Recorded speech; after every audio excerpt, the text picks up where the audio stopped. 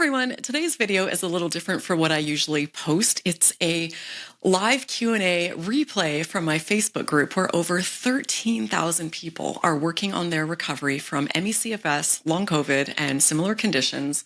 And what makes this group so special is that it is fully recovery focused. Everyone in there believes that recovery is possible, so it is a supportive space to connect with others and get inspired and find your next steps on your recovery journey. And we bring in different experts so that members can learn from them. And this Q&A that you're about to see right now is one of those sessions. And it is a really good one. It's hosted by the amazing Grear, who fully recovered from ME/CFS after living with it for 32 years. She's a former academic turned recovery coach with a really unique mix of wisdom and science and soul. And now she helps others with complex fatigue conditions using everything she's learned, blending science and energy work and mindset in a really holistic and a really human way. In this Q&A right now, she covers so much. What she had to learn first to make the recovery tools actually work for her, and how to reconnect with the spiritual side with recovery, how to access your emotions when you're really struggling and stuck in freeze mode, the healing of things like infrared saunas and when they help most, using hypnosis and other tools for deep inner change, and so much more. So let's dive in. It's wonderful to be here with you today. I appreciate this community so much. You know, the courage it takes to live with something like ME/CFS, long COVID and related conditions is really profound. And if you keep showing up for others here and you keep showing up for yourself in the way that so many of you do, then that's absolutely worthy of nothing but appreciation and respect. And I should know, I've been there the hard way, 32 years of it. It is an absolute bastard to live with. I know that, you know that. My name is Anna Grear, and I had a 32-year journey with ME/CFS before fully healing. I got really ill, first of all, in about 1990, and I had the full spectrum then of debilitating symptoms: bedbound, crawling to the toilet, crying with the pain when I got back, unable to stand at times, unable to see at times, unbearable pain, weakness, inability to cope with light, sound. Even a 10-minute conversation would bring on the whole raft of symptoms. It was really hard. And to compound matters, my ME/CFS kind of inauguration, if you like, coincided more or less with a really profound and life-changing spiritual energetic awakening that I didn't even understand fully for 20 years afterwards.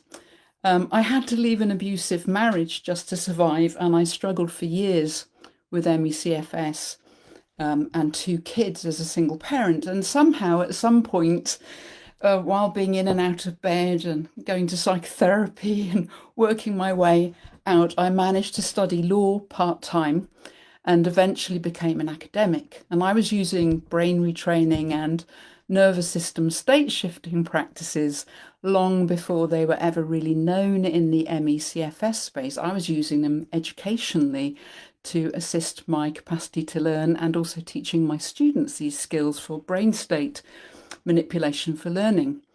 And I first experienced significant recovery in around 2005 after making dietary changes. That was with the anti-candida protocol back then, and moving to the sea, which was absolutely extraordinary as a healing experience. And I'm happy to go into that more if people are interested in knowing more. For 10 years after that, I thrived, working full-time, exercising, publishing, and then in 2016, after becoming head of law at a leading UK university, I had a serious relapse.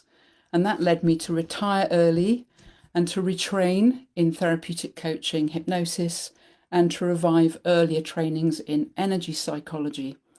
And I discovered health optimization science really for the first time and began truly learning from my body as a complex, evolutionary, intelligent system, rather than just trying to fix it all the time.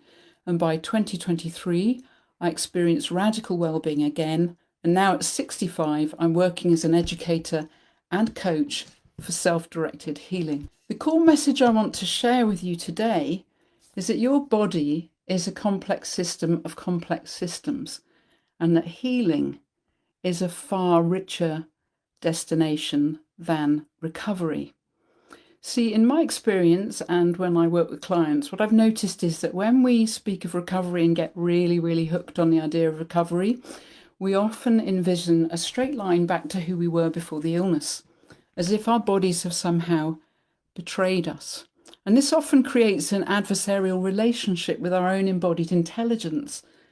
But what would happen if we reimagined our journey as one of healing rather than recovery? What might change if we framed it that way? Healing embraces potentially, and I would say necessarily, to be truly deep healing, the profound wisdom of our integrated biological systems. It recognizes that our bodies are not malfunctioning machines to be fixed, but intelligent networks responding to complex challenges. And that perspective acknowledges that transformation, not restoration, might be the deeper invitation of this kind of illness. And I have to say, I wouldn't wish it on anyone, but I'm profoundly grateful for the transformation that this illness brought into my life. See, when we shift from trying to recover to embracing healing, we move away from a kind of linear journey back to the past, forward towards an integration and a blossoming and a deepening into what our bodies know and into a deeper kind of becoming. And that's the journey that I've been on, and that's what I've really learned profoundly. Health is an emergent property of a complex system. And as I said before, the body's a complex system of complex systems. Health emerges as a property out of this complexity, and so does illness. This means, in my view, that we need a complexity-sensitive approach to healing that recognises that our bodies are lively organisms with multiple intelligences, and that they're far, far older than our thinking brains.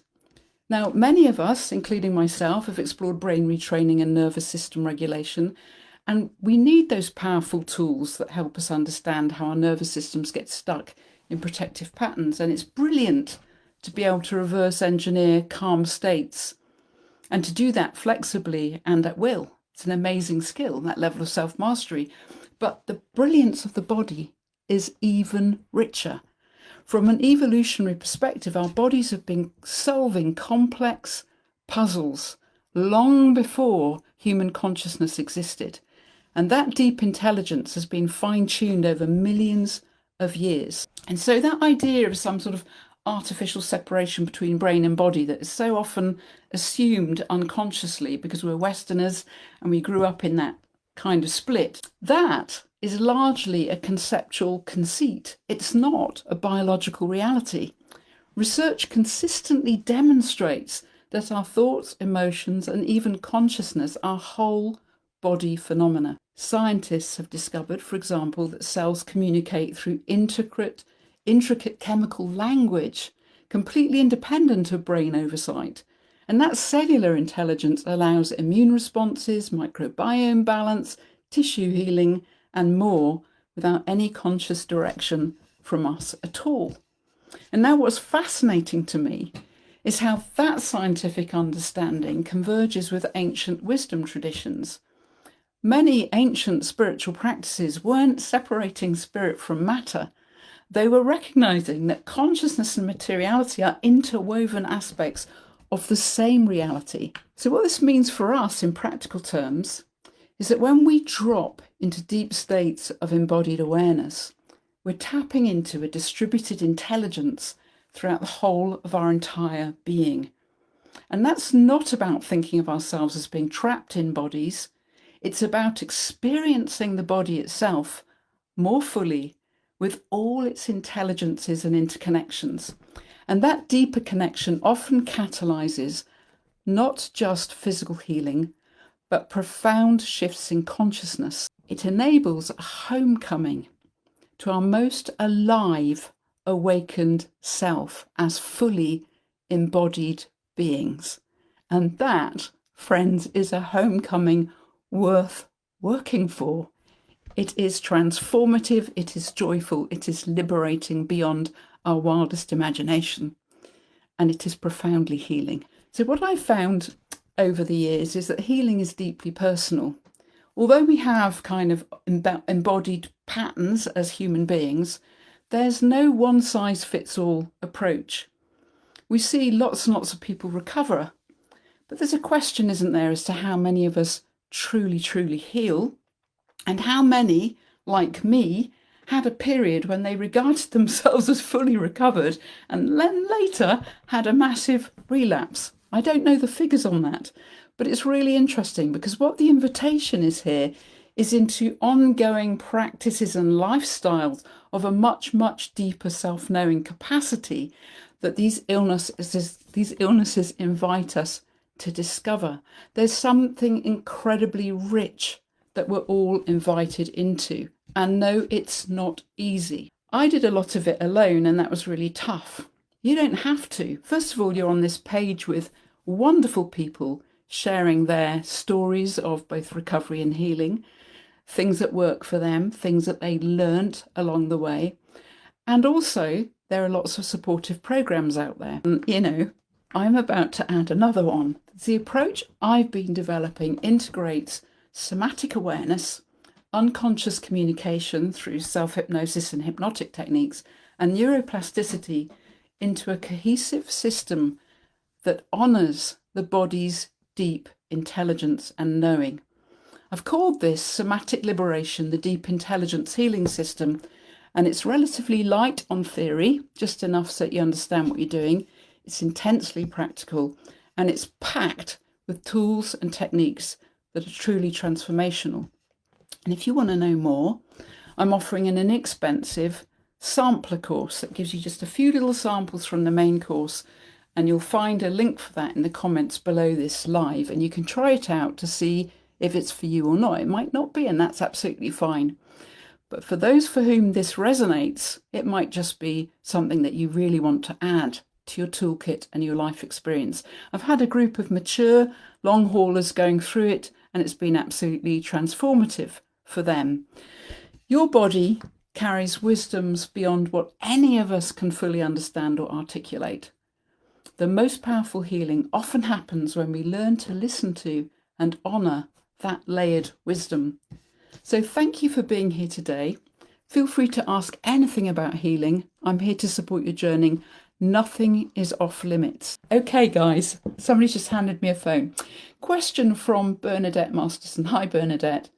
Hi, Anna. Was there a particular test you found useful that, for example, showed a lack of some mineral, etc., that made a huge difference? Yes, there were 3 tests, Bernadette, that were really critical for me. I did have a sort of general test from a functional practitioner, and that showed certain kind of mineral deficits, but then I was put on a sort of broad spectrum support. But for me, there were 3 particular tests that were really, really helpful. And one revealed a high mycotoxin load, mold poisoning. And that's really significant because mold really affects at a very profound level things like blood flow. And we can get sort of mold living in our sinuses very close to the brain. It's very linked to brain fog, fatigue, and all sorts of issues. And I had a high mycotoxin load. That was a really useful test because it enabled me then to think, okay, how do I get mold out of my system?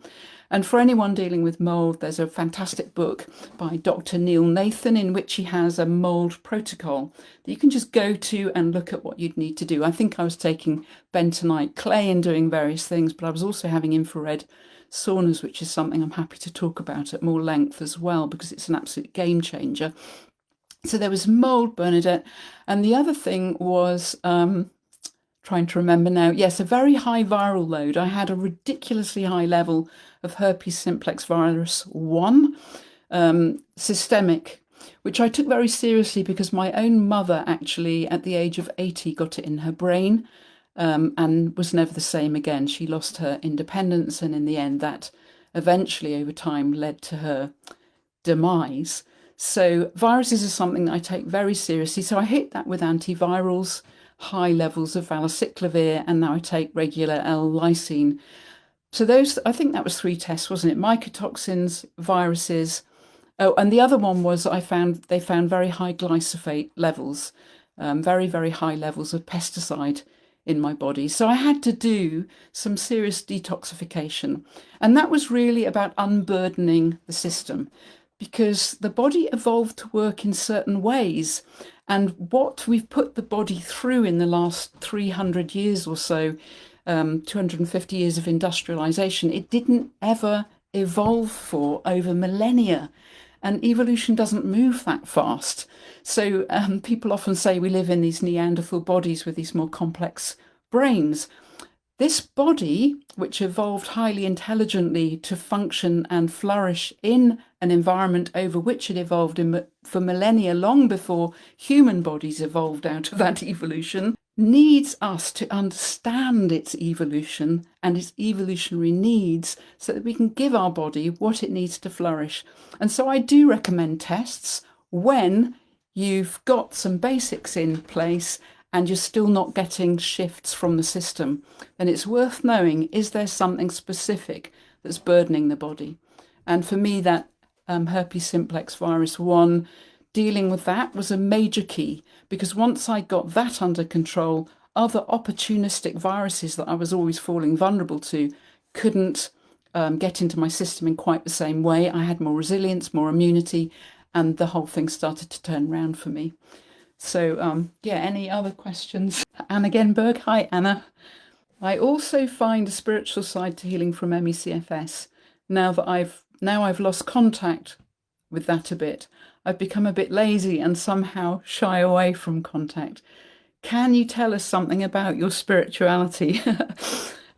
Yes, I can, and I'll try and keep it brief because it's one of my favourite topics, honestly.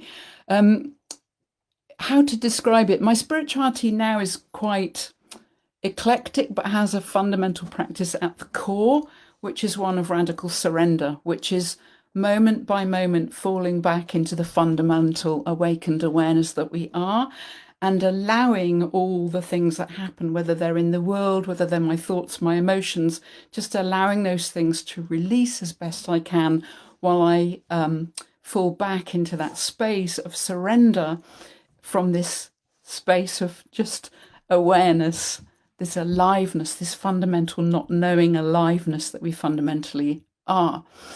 How did I get there? I began as a Christian child in Roman Catholicism, mystical experience at 6 that kind of, I guess, woke my system up. And then I had a Satori experience on a mountain when I was 14, when I became one with everything and experienced myself as kind of highly significant to the universe, but simultaneously so small. And that paradox just kind of blew something open. And then I got into, I was quite a serious Catholic child, so I was always reading the scriptures and praying, and I was quite devout. Got to university and met evangelical born-again Christians there. There I was told that I wasn't really a Christian because I was a Catholic. You couldn't make it up. And got filled with the Holy Spirit, which was a quite amazing experience of being filled from above. It felt like phenomenologically, speaking in tongues and doing all that stuff. And I was in that whole scene at the time when I got ill. And at the time, I was also in this very abusive marriage, which, of course, was all being brushed to one side because, here we are, this beautiful church community. It's very difficult to acknowledge really, that these things are happening and so on. And it was in that context, out of profound desperation. I was literally crying all day, every day, with symptoms and just such profound unhappiness. I can't even put it into words, but I'm sure that many of you experience it, this existential desperation of being completely alone in an absolutely hideous situation where you've got no control whatsoever and everything feels dire in your body. My mind was in a terrible state. I was very broken. I was hearing voices. I was dysfunctional. I was really, really at the very edge of completely cracking. I was suicidal. I remember sitting by a phone, desperately crying and not knowing who to call because I had such a strong urge that I wanted to kill myself. And in that moment, miraculously, someone called, dragged me into a taxi to go to a doctor, which was really helpful, actually. And it was in that context, out of that enormous pressure, that I had this incredible spiritual awakening, which I've since understood to be a full Kundalini awakening. And I'm very happy to share the details if anyone's interested. You might not be. But that was absolutely life-changing, and nothing was ever the same after that. It was as if I stepped into a different reality. And I gradually got enough strength to run away from my marriage situation and from the church. I literally jumped universe one day, took my kids and left. Got enough well-being to do that, and then spent years basically in therapy, dealing with the kind of fallout of all that. That the pain of that had built on childhood stuff. I had a very abusive family situation. I was born in a war zone. I was almost a miscarriage in my mother's womb. I mean, it was an absolute mess. And so I guess out of that, I've learned that really we can survive anything, and we can do more than survive. We can actually come through and thrive and actually become a space of healing for ourselves, and then perhaps even for others too. And I suppose that's been, one of my greatest regrets in all of it was the kind of implications it had for me as a mother, that I couldn't be the kind of mother I wanted to be for my children. I just could not be the stable mother I wanted to be for them. I had a very long, hard journey with that. But as I healed and as I went through therapy and as I did the inner work and as I faced my shadows and my demons and did all that, I was able to give that to them as well, and to actually begin to heal that relationship. And there's work to be done, isn't there, with that adult children? Those of us who are mature here know how interesting it is having adult children. But now my spirituality is my life. That's all I can say, Anna. It's my life. I live and breathe it. And I don't do hours of meditation. I'm not, particularly religious. I just live in these energies all the time. And as I said, my central practice is one of moment by moment surrender. And yeah, that's it, Anna, in a nutshell, a long-winded nutshell. Thanks. Got another question here. I'd like to know more about living by the sea too, as it's something I've been wanting to do. Yeah, Becky, thank you for that question.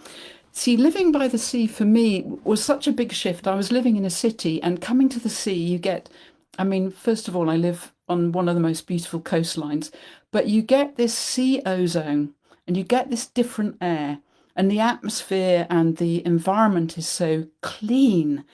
And you can literally go and earth. You can go and sit on a beach and you're breathing sea ozone, earthing, and your body is by that rhythmic inness and outness, that gorgeous inning and outing of the sea, which speaks, I believe, almost hypnotically to layers of self.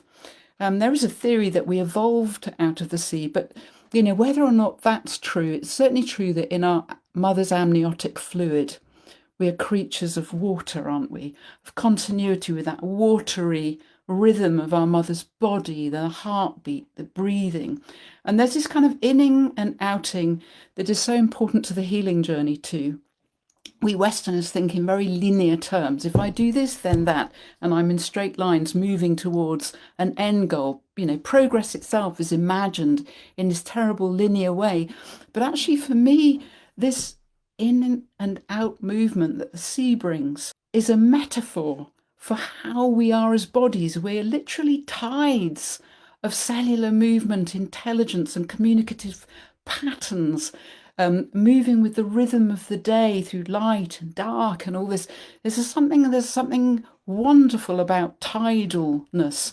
But the other thing, Becky, that moving to the sea did for me is it opened my world. Now, I have to explain this to you. I had been, at the time I moved, I'd been in a bed in a room most of the time that year. I'd had a bad relapse, and I was basically in one upper room in Oxford, getting out at weekends to see a partner, but predominantly mostly in a room, then being driven to a different house and being largely indoors. And when I came down to where I now live, actually, with my partner who drove me down, I sat on the beach. Now, the beach where I am, I can see 25, 26 miles of open coast.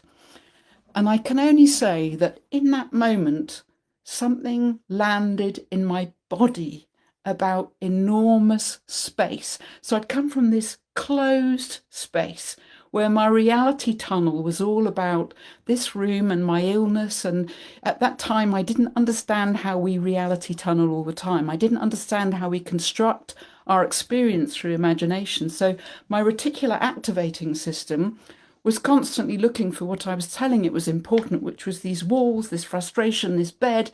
And so I was getting more of that. But that day on the beach, it was as if life itself acted as a hypnotist and simply said, there's more. And I got that. It landed in my body so that when I went back to Oxford, because I didn't immediately move there that day, when I went back to Oxford, I was coming from a completely different space, a completely different experiential place in my being. So yeah, if you want to move by the sea, if you can move to be by the sea, I would heartily recommend it. But I think it would be the same in the mountains for some people. For some people, it's vast stretches of pasture land. It's anywhere that invites you beyond, anywhere that takes you out of whatever it is you're currently experiencing as a kind of chafing limitation. And we can also do that from our beds in our imaginations, because not all of us can physically move to the sea, but what we imagine creates different relationships in brain-body communication and becomes a lived reality in a different way, different register. But sometimes if you ask a hypnotist, is that real or imagined? We'll just say yes, because the imagination is so powerful. So images of the sea, images of forests, surrounding yourself with that kind of sensibility, even if you can't physically, literally get there, is great. And short of that, getting outside every day, if you can, just being in the light, breathing different air. These things are hugely, powerfully influential on our healing process. Okay, Candice, hi. Please tell us more about infrared saunas. Absolutely. So infrared saunas are really incredible. Obviously, in saunas of all kinds, you're getting heat shock proteins released in the body. You're pushing the body in terms of sweating, which is a form of detoxification. But the great thing about infrared saunas, depending on the quality of the infrared sauna, is that it causes also cellular sweating. So you're actually sweating at a cellular level if the sauna is of high enough quality, which really starts to do fantastic things for mitochondrial health and well-being. The great thing about saunas generally, including infrared saunas, including ones that are more like a conventional sauna. So a conventional sauna heats the body from the outside. It's the air heating the body and you're sweating. Infrared will either do that. I've got one that kind of does that. It's more like a conventional. I've got one that heats the body from inside and pushes it hard from inside. But all that is producing pressure on the body, hormesis, which is beneficial stress. And it's pushing the cardiovascular system. So at the point when I couldn't really exercise very well, I had a sauna that I could lie down in. And I could lie down in that sauna and relax my body and still get something that was kind of like a quasi exercise, because my cardiovascular system was being pushed, my mitochondria were being stimulated, and simultaneously I was detoxing. I think one thing that's quite important about sauna, and I've been a bit lazy about this lately, is remembering to take something like activated charcoal, so that if you're sweating and if you're moving stuff out of your body, in other words, if toxins are being released from fat, which is where it's generally stored, if toxins are being released in that way, you don't want those toxins traveling up through the brain barrier. So you want to capture that stuff, and taking things like activated charcoal, bentonite clay and things like that are very helpful for mopping up things that the sauna releases. But sauna for me was one of the greatest needle movers, absolutely profound needle mover, as has been other forms of red light therapy, as has been the greatest source of mitochondrial stimulation, sunlight. So yeah, it's well worth examining sauna and getting into it. Jyoti, hi. Also, when I get a chance, may we hear more of your thoughts about the fatigue in the planet and the fatigue in us, the destruction of the planet and our devastating chronic illnesses? Oh, with pleasure, Jyoti. This is something I'm really passionate about. The thing is, the body isn't shut off. The skin's a living membrane. It's porous. It's a breathing open membrane, right? So it lets certain things in, lets certain things out. It's affected. We are affected by things all around us. Bodies are open systems in that sense. So I've got a skin, but that's an open membrane. I'm breathing air that is circulated from plants and the fumes of the tractor that drives past or whatever. Bodies of all kinds are material living systems. Bodies of air move across the planet, bodies of water. Now, since the Industrial Revolution, and definitely since the Great Acceleration in the 1950s, we've seen a massive exponential rise in the production of toxins. So now you can go to the Arctic, you can find Teflon in polar bears. I mean, there are plastics now in babies in the womb. There are plastics in our brain. We're porous. We're not immune to these things. And as earthlings, thoroughly material beings that live in a material planet, necessarily we're entangled with all these things. And what we're seeing is a rise, an epidemic of chronicities of various kinds produced by this fundamental toxicity of the way that we live and have lived over time, and the mismatch between that and how our bodies evolved to function. And there's a really interesting podcast of, I think, 4 discussions between Ari Whitten and a guy called Dr. I think it's James Chestnut about this very thing. And Dr. Chestnut makes this really interesting point. He said, if there were any other group of mammals or fish or birds who en masse were showing the kind of chronicities you're seeing in the human population, you'd look at them and you'd go, what's going on in their environment? You wouldn't necessarily, and it wouldn't be wise to, spend your time trying to fix individual animals. You'd be saying, what is going on and how do we address it? And for some reason, that sort of breaks down when we think about humans. But really, what is going on that we're facing this epidemic of chronicities? We are living in a way that is completely out of tune with the profound evolutionary intelligence of our body.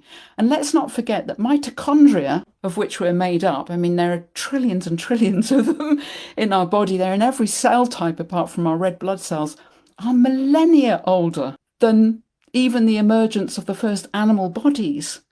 And so understanding this evolutionary relationship between these ancient beings that communicate in tides in us and the world that we inhabit is absolutely critical to our healing. And I'm convinced increasingly that we have to attend to the healing of the planet as much as we attend to our healing, because in the very real sense, and we've forgotten this as moderns, we are earthlings. We are creatures of the earth called to be earthlings.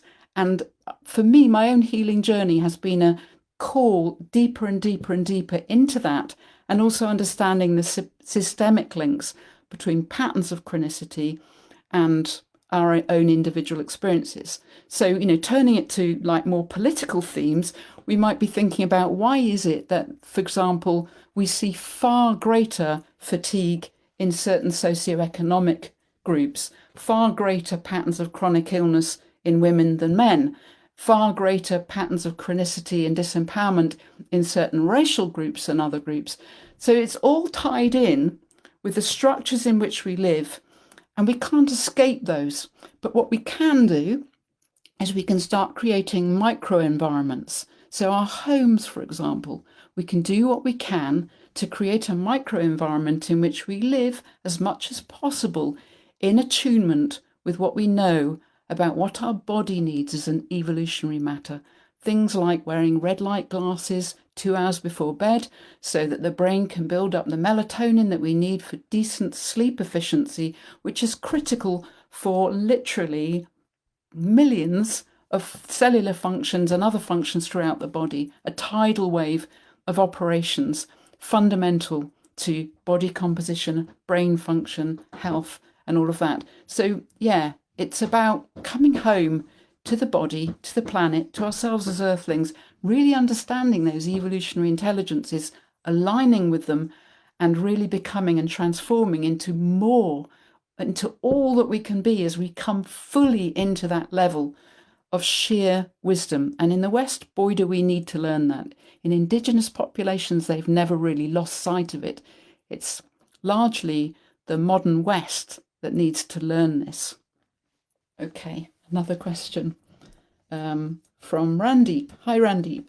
Hi, Anna. I've recently been thinking about how there's not necessarily any particular reason mind-body approaches have to be restricted to ME/CFS and related conditions.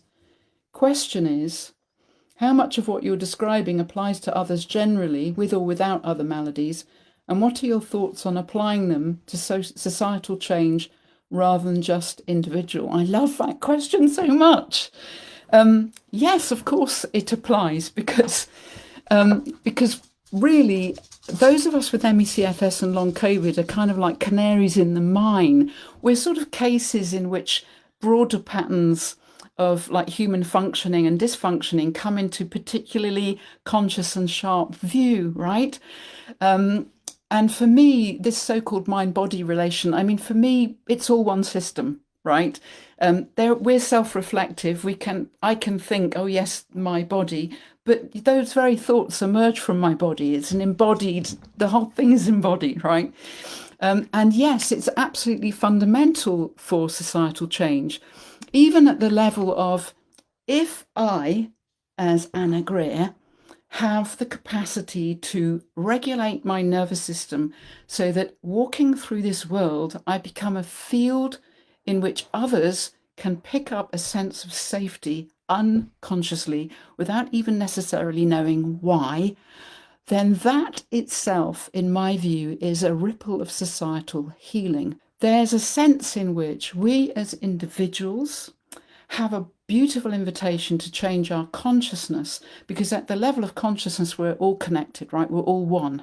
Connected isn't even the right word. We all emerge as one. There's a sense in which this invitation that we have to go deep is, at this particular human moment of human history, a truly profound invitation, because never has it been more needed than at this particular moment. And one thing I sort of feel for people who are bedbound, if I was still in a bed, if I was still really suffering, I would see that the work I could do on my consciousness in that situation was a contribution to the collective.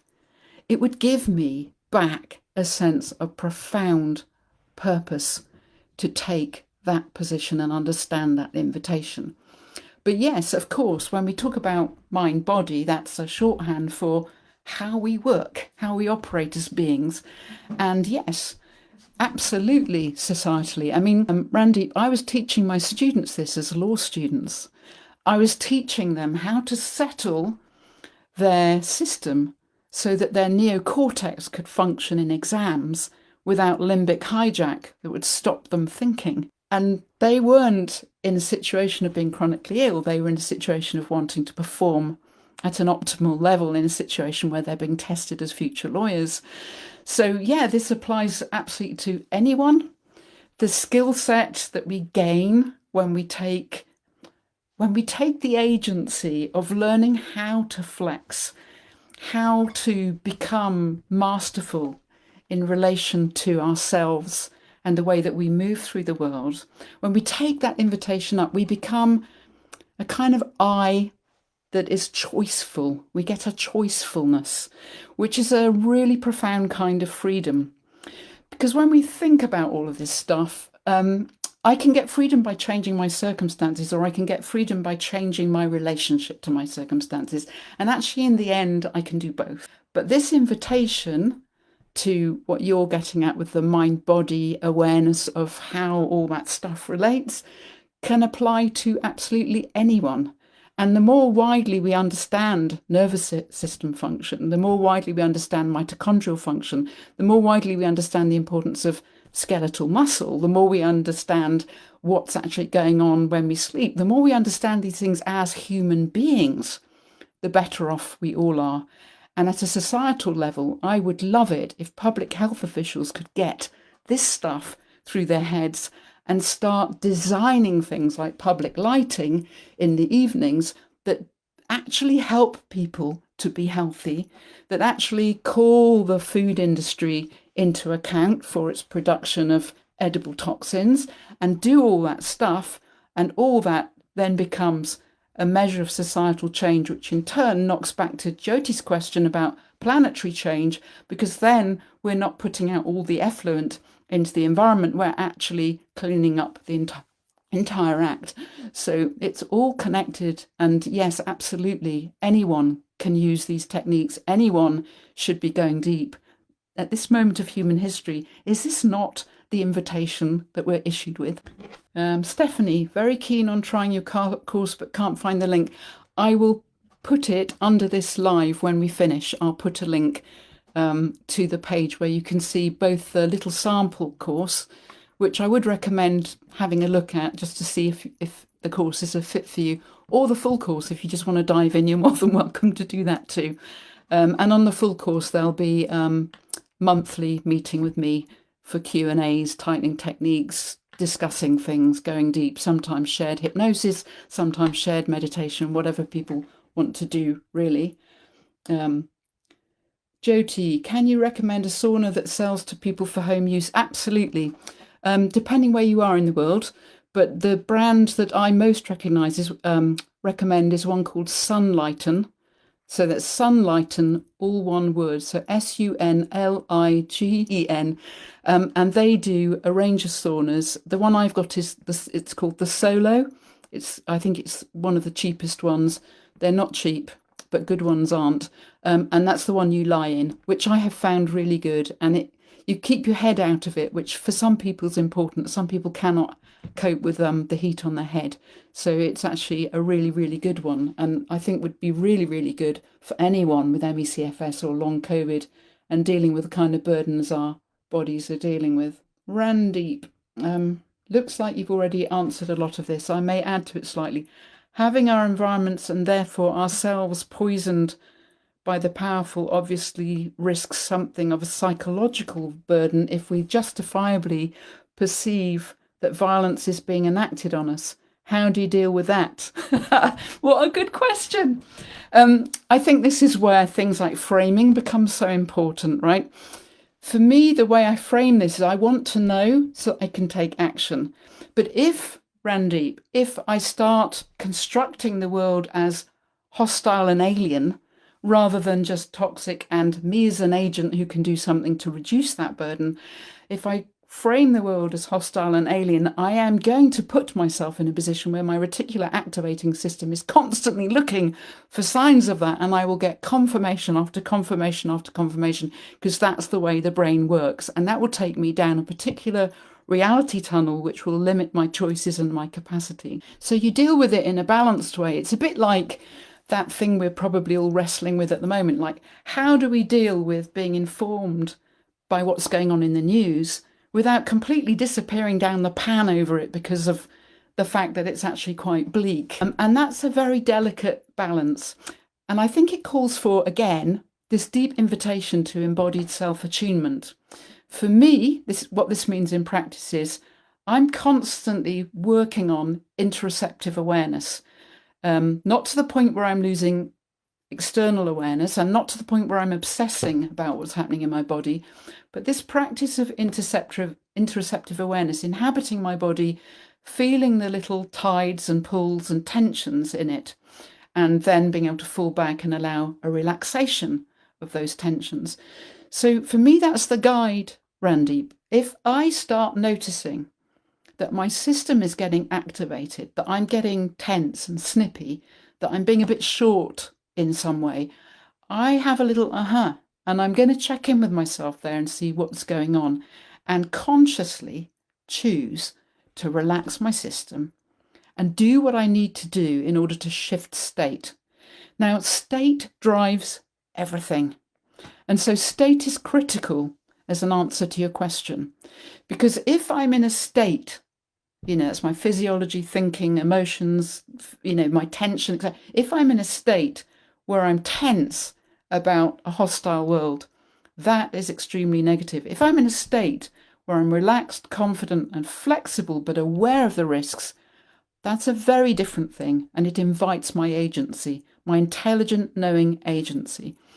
And so the capacity to state shift, to be able to activate the nervous system, to downregulate the nervous system, to expand awareness, to become really peripheral, to go down into the body, to be fully aware of what's happening insofar as it's possible to be aware of this enormous unconscious system.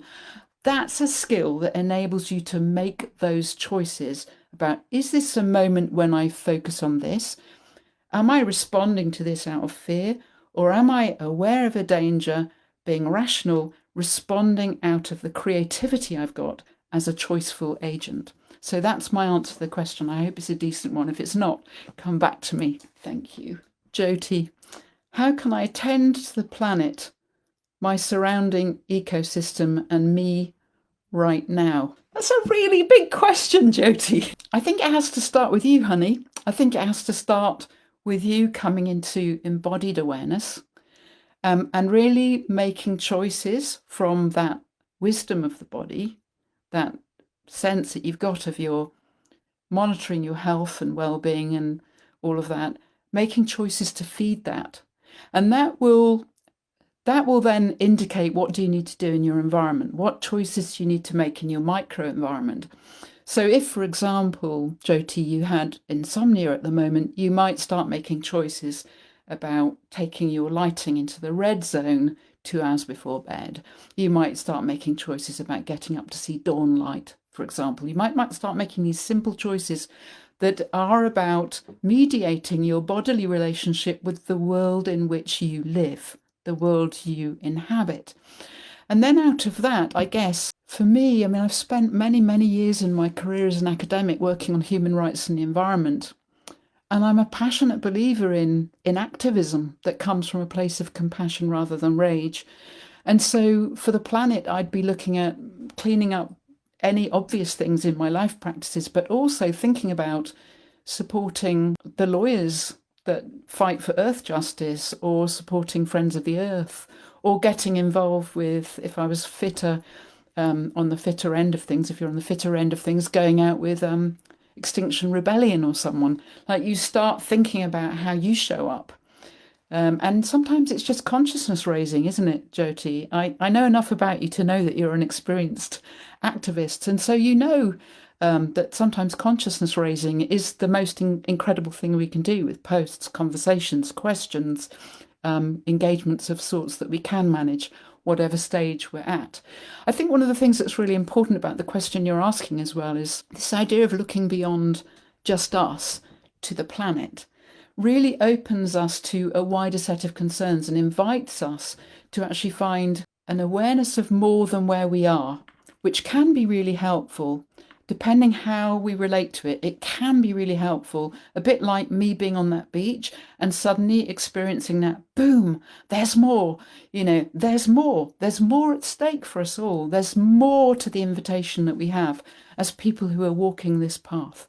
So that can be helpful too. And yeah, even small things, think globally, act locally, all the old, tired old cliches apply. But I think it always starts with, where am I now? Who am I now? What's going on here with this system? And how is this system relating to the world around it? And the world expands. The more our consciousness expands, the more we're able to take on more and more in terms of how we think, how we imagine, and how we reach out with our love, right? Okay, I have never heard of red glasses. What is that? Okay, Veronica, hi.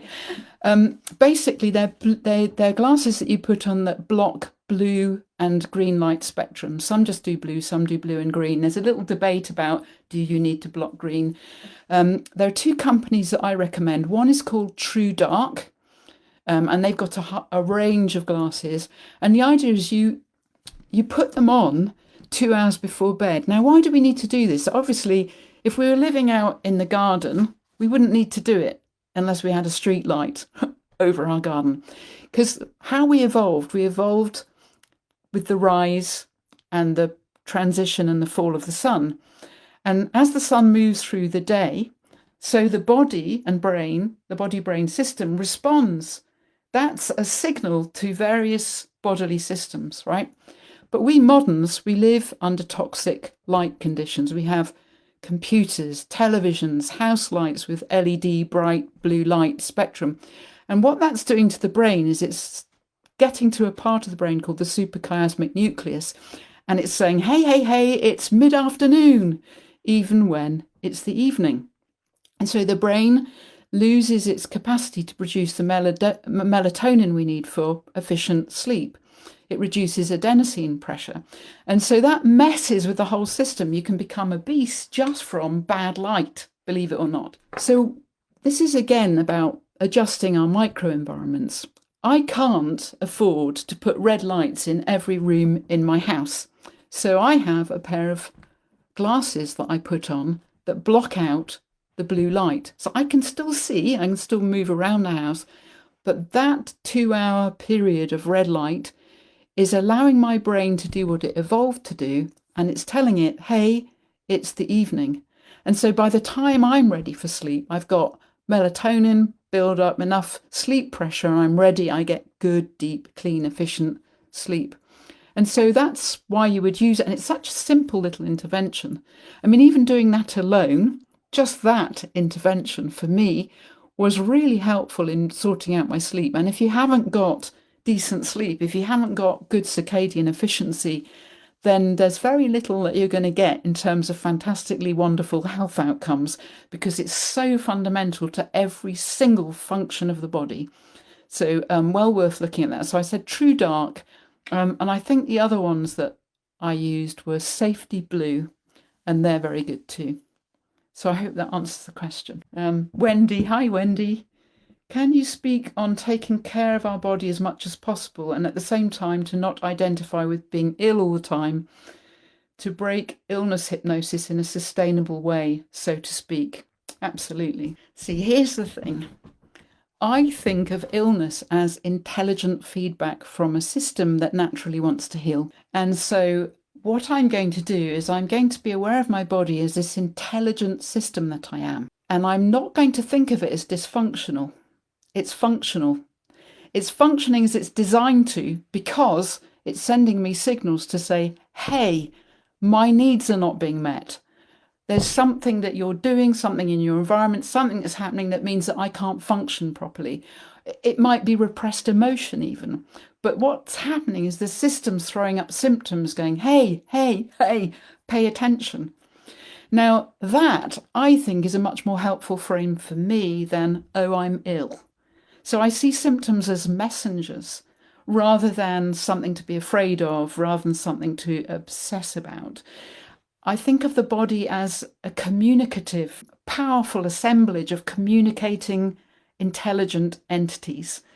I mean, I think even 90% of our serotonin, for example, is produced by the gut microbiome, billions of little microbiota. I mean, we literally are tides of becoming.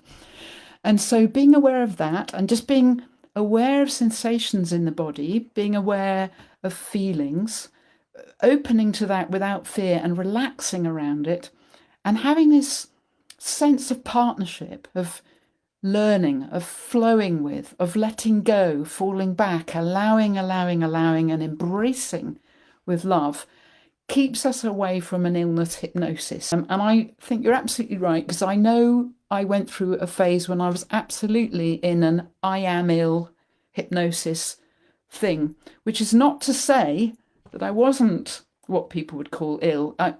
What I would say to people is, yes, it's real. What I'm dealing with is real. It's not false. I'm not imagining it. It's not made up. It's not a mental thing. But at the same time, for me personally, how I framed it to myself was critical. And actually, there was a moment, Wendy, when I got a really big relapse in 2016, when I was head of law in a particular uni, and it just did me in. And I had thought of myself as well for 10 years before that. When I had that relapse, I really struggled with the idea of saying I had ME/CFS, because I had so dropped that label and gone beyond that. And I did not want to identify as ill. And it was my doctor who said, it's a really intelligent label to use for others. And so what I did, Wendy, was I made a kind of inner determination that I know I'm not ill. I know that this illness that I'm experiencing doesn't mean I'm broken and dysfunctional. I know that I'm on my way to healing. I know that this is intelligent communication. I know that I can find a way through. I had to keep that faith. But at the same time, to my university, I had to say, I'm disabled. I've got ME/CFS, because that was the only frame that would have hit the receptor sites of the institution in a way that meant I could get any balances or accommodations from the university. So there's something there about what we internalize and what we communicate to others. And I spent ages, Wendy, working on how do I say to people, when they say, how are you? How do I communicate with them without saying, oh, I'm really struggling still? How am I real without constantly rehearsing a position that's counterproductive for me? And so I would start saying things like, things are challenging, but I'm making progress, or things are challenging and I'm determined to keep going. It was real in the sense that it acknowledged the reality of what I was doing, but I wasn't just kind of like getting into that reality tunnel where all I lived with was illness. Now, I say that, but I know how challenging that is when all you have is symptoms, when all you are doing is suffering. I remember I went there, I've been there, I've done that. It was terrible. But again, I do think how we frame that, where we start to exercise these little moments of frame flipping agency and lensings that allow the reticular activating system to start constructing a different relationship with what we're experiencing, is really, really important. And it's a delicate art, and it will be different for everyone. Some people will really need to say to people, I am bloody ill, because people around them won't get it. And there are moments when we might need to do that. But there's something about not internalizing an identity around it, not becoming the ME/CFS patient. There's something around that is really, really important. We are so much more than any symptoms we have, and our body is so much more than the symptoms it's sending. And we don't need to have an adversarial relationship with symptoms. We can actually say, what is it? What are you telling me? What is it I can do? What is it I can learn? And yeah, I would highly recommend that everyone learn about their own amazing, evolutionarily intelligent system as a matter of learning what it needs. And it comes down to some very simple things: adequate sun exposure, true light and dark, sleep, proper clean diet, adequate protein, amino acid supplementation, hydration, heat exposure, cold exposure when you're able to cope with it, movement, absolutely critical to move, social connection, even if that social connection is with a plant, even if it's with a pet. These things are so fundamental to who we are as humans. They're so simple, but they're based on the most incredibly complex intelligence that biology is really starting to really understand at a very deep level in the field of quantum biology. So yeah, it's about coming home to you, Wendy, and really having that delicate dance between being real, not being toxically positive, being real, but framing it in a way where you know your body's not your enemy, it's actually who you are, and these symptoms are highly intelligent forms of communication, speaking a language that over time we can learn to speak more and more fluently. I hope that makes sense. Okay, last two questions. They tie together, actually, so I'll pull them together. Eleni, hi. How does one start with self-hypnosis? Yoga Nidra has been very beneficial and I want to go deeper. Beth Gillette. Hi, Beth. Can you please describe how you used hypnosis as part of your healing? What other tools helped you profoundly? And what were the foundational steps you need to take first in order for these new tools and skills to really help you? Great questions. Absolutely wonderful questions. I first experienced hypnosis a very long time ago in Oxford, but I trained as a hypnotist much, much more recently. So I trained as a hypnotist in, I don't know, I started in 2021 or two, I can't quite remember now. And for me, the thing about hypnosis is it's realizing how much skill we can develop in terms of dropping into different states of awareness and attention. It's about learning how flexible we can be in the construction of our own experience. So we can, of course, learn how to go into trance states and directly communicate with metaphors, symbols, images, and feelings in the structure of the unconscious, which largely drives and inhabits the body. 95% at least of what we are is deeply unconscious, and being able to access that directly through metaphor and symbol and build a trusting relationship with our unconscious knowings is an incredible gift. But for me, I think the most powerful healing thing about it was the capacity I learned and began to understand about reframing, about how plastic reality really is, how we ourselves, in the way that we relate to the world, largely drive our own experience. And that's not to be dismissive about anything that we experience, but we have so much more power, so much more agency than we are led to believe. And I'm not being kind of woo here. This is absolutely scientifically validated and real. So yeah, for me, it's been about learning that not everything I see is how I see it, and that not everything I see is all there is, that there are opportunities, modes of movement and flexibility and possibilities otherwise that open up. So it might be useful for me just to quickly debunk what hypnosis isn't. People often think hypnosis is about somebody else controlling your mind. It's actually not. All hypnosis is actually, in the end, self-hypnosis. It's just that hypnotists are really good at facilitating self-hypnosis. And to answer your question about where to begin with self-hypnosis, I'll just give you a very quick protocol now that you can have as a takeaway and play with it. So if you were to close your eyes, if you want to do this, you just close your eyes and then take your awareness to the palm of your right hand. And then move your awareness up from the palm of your right hand into the inside of your right elbow. And now up to your right shoulder. And now across to your left shoulder. And down to the inside of your left elbow. And down into your left palm. That's right. And now the right palm, inside the right elbow, the right shoulder, the left shoulder, inside the left elbow, and the left palm. One more time, the right palm, inside the right elbow, the right shoulder, the left shoulder, inside the left elbow, the left palm. And now just imagine yourself standing at the top of a very beautiful staircase. With each step down, you can allow yourself to relax much, much more deeply and go further down, down, down inside in a really beautiful way.